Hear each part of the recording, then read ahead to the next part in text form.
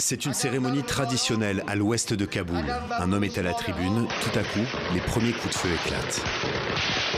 Très vite, ils deviennent un déluge. La caméra tourne toujours, alors qu'un massacre est en train d'avoir lieu. Une journaliste commente d'une voix étonnamment calme.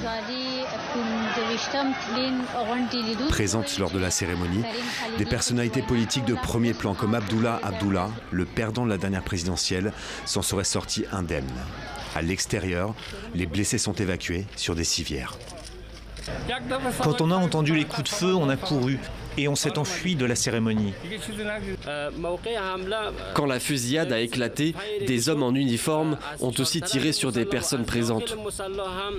Une fois de plus, Kaboul est meurtri, mais cet attentat a un contexte bien particulier. Il s'agit de la première attaque dans la capitale afghane depuis la signature de cet accord historique samedi dernier entre États-Unis et talibans. Sauf que 48 heures plus tard, les talibans enterrent la trêve et reprennent les attaques contre les forces de sécurité afghanes. Un peu mal à l'aise, la diplomatie américaine est contrainte de réagir.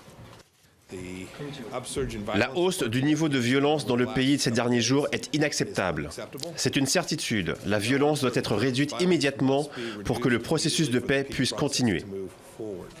Ce vendredi, les talibans ont nié toute responsabilité dans cet attentat et du coup, beaucoup de regards se tournent vers le groupe État islamique actif dans le pays.